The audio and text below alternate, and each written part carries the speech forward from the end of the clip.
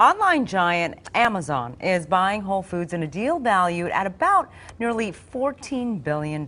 When Amazon bought Whole Foods in 2017, most people thought it was about groceries, healthier options, prime discounts, maybe faster delivery. But that's not what happened. This wasn't a grocery play, it was a data land grab. And once Amazon had its hands on those carts, scanners, and shopper habits, it didn't just change what you saw in the aisle, it changed how the aisle saw you. Because what if every grocery search you made, even the ones you abandoned, were silently reshaping what the next million shoppers saw? But before we get to that, let's rewind. Let's talk about how Amazon entered the store without triggering any alarms.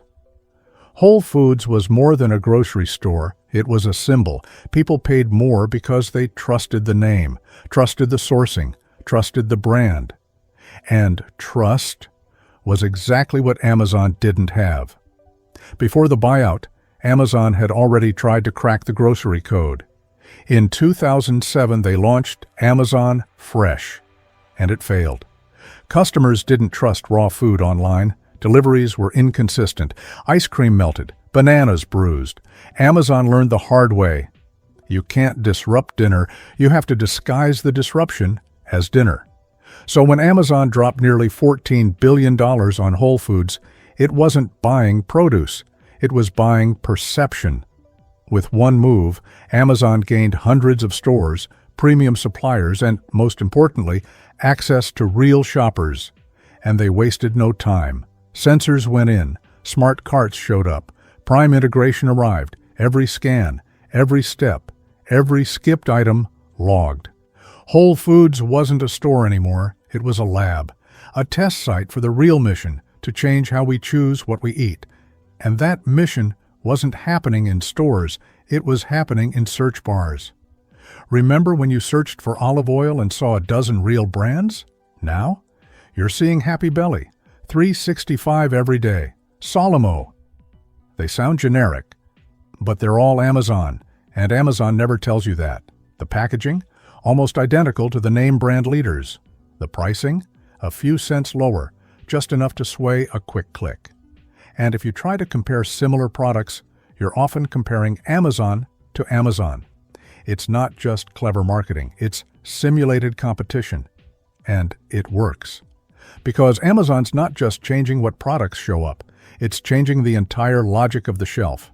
Traditional stores organize based on human patterns. What goes with what belongs together.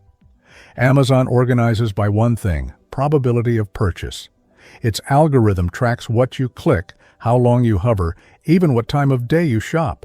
And it uses that to push the product most likely to convert, not the one that's best or cheapest or highest rated. Just the one that helps Amazon the most. And if you don't click it, the shelf adjusts. Real time. It learns. It tests. It adapts. This is a living shelf, one that evolves with every shopper. And you probably never noticed, but the brands did. In 2021, a top-ranked snack company refused to enroll in Amazon's internal promotion program. Almost overnight, their product dropped from page 1 to page 6. Sales crashed. Customers couldn't find them. And Amazon didn't need to explain, because the shelf was now controlled by code, not contracts. And what about those unfamiliar brand names? Aplenty, Presto, Mama Bear, Wag. If you've bought any of them, you've bought from Amazon, without knowing it.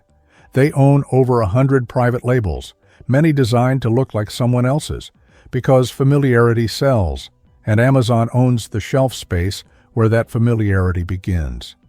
A 2022 study found that Amazon ranks its own brands higher even when they have lower ratings than competitors.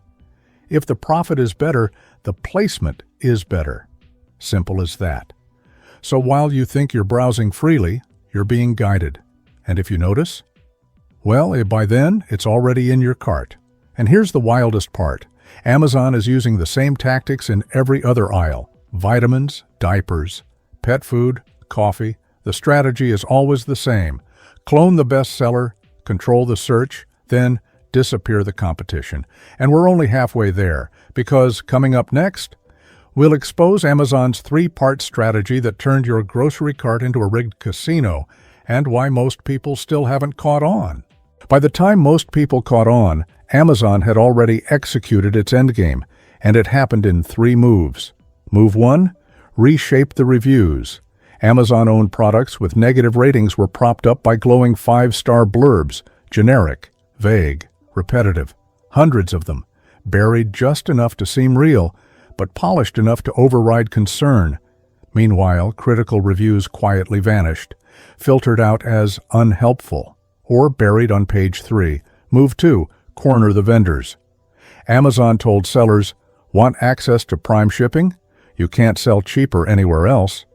That meant no discounts on Walmart, no lower prices on Target, no better deal on your own website. Compete outside Amazon, get punished inside Amazon. Vendors who refused were suddenly buried beneath search pages or delisted entirely. Move 3: reshape memory.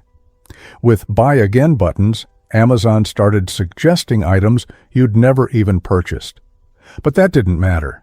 The system was betting on your behavior, not your memory. And most of us clicked because it felt familiar, and that's the point. Amazon's strategy isn't to offer the best, it's to offer the most clickable version of what you already expect. Fast forward to now. Amazon owns or controls nearly half of all online grocery traffic in the U.S. Their brands dominate search results. Their algorithms decide what's visible and what's gone. And the physical store? It's become a formality. Whole Foods isn't the centerpiece. It's the lab, a showroom for smart carts, automated checkouts, and biometric payments. A place where real shopping teaches digital algorithms. And those lessons, they get fed back into the search bar you use at home, which means even if you've never stepped inside a Whole Foods, you're still walking through its digital aisles without knowing it. But let's zoom in for a second. Let's follow one shopper. She's in a rush, taps open Amazon Fresh, types granola bars, clicks the first result, a plenty chewy protein 12-pack. Looks like what she buys at Target, brown wrapper, word organic on the front, adds it to cart, moves on. But she doesn't realize it's not the same brand, it's not the same factory, and it's not the same ingredients. But it is owned by Amazon, and it was placed in front of her for one reason. It earns Amazon the most margin, with the least friction. She checks out in under 4 minutes. She never compares prices, never sees the smaller brand that had better reviews, never even knew they existed. Now multiply that by 100 million. That's not a shopping habit. That's behavioral programming at scale. So where does this leave us? It's not just about groceries anymore. Amazon is applying this exact playbook to other sectors: pharmacies, baby food, pet supplies, vitamins, skincare, supplements.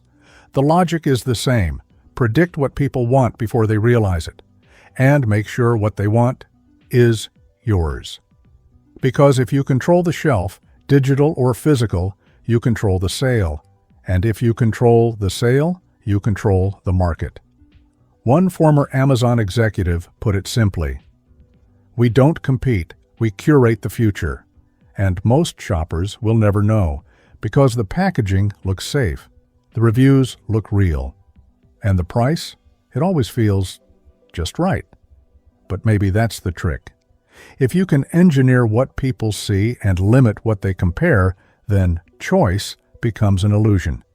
The cart fills itself. The shopper just presses buy. And that's how Amazon hijacked the grocery aisle. Not with brute force, not with billboards or discounts, but with data.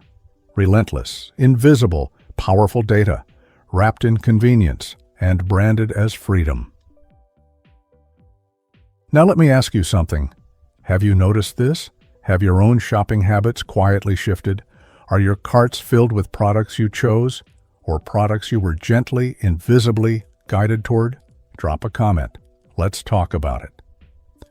Because this story isn't over. It's just the beginning of how digital power is reshaping everyday life. one checkout at a time. If this opened your eyes, or even just made you double-check your next grocery order, tap subscribe. We cover the stories hiding behind the receipts. And if you want to go deeper, click the next video on screen right now. It reveals how Walmart quietly extracted billions from America's poorest zip codes, and how no one noticed. You're not going to want to miss it.